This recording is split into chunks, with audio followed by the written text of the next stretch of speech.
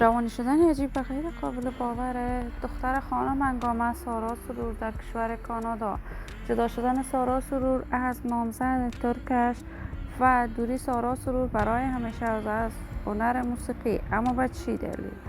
سارا سرور اکنون در چه وضعیت و در شفاخانه بستری است و گریه های مادرش. من در این ویدیو پیرامون حقایق همین ماجرا خواهم پرداخت. پس در ادامه با کانال دنیا اینفو باشید.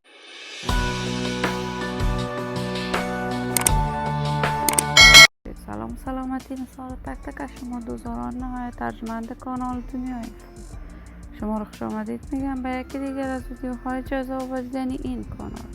اگر دوست کانال دنیا اینفو باشید و برای ما ترچی بیشتر از این کانال علامت سابسکرایب را فشار دهید تا بیننده ویدیوهای جذاب و دیدنی کانال دنیا اینفو باشید.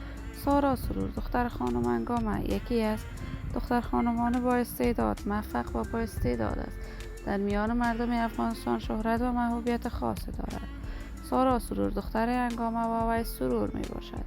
وی کارهای هنر موسیقیش را از زمان طفولیت نزد مادر بزرگوارش آموخت و توانست در مدت خیلی کوتاهی در میان مردم افغانستان شهرت و محبوبیت خوب کسب کند.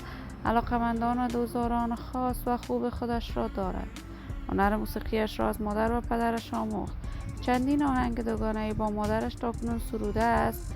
آهنگهایش هم در جامعه هنری افغانستان بازتاب خوبی داشته است. سارا سرور در کشور کانادا بزرگ شده است و تحصیلات عالی را در رشته معلمی به اتمام رسانید و اکنون در یکی از بزرگترین کودکستان‌ها اجرای وظیفه می کند.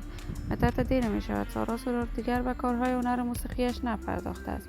تصاویرش در صفحات مجازی دست به دست می شود که وی بعد از جدا شدن از نامزد ترکش دچار مریضی روحی و روانی شدید قرار گرفته است و به همین دلیل در شفاخانه بزرگ بستری است.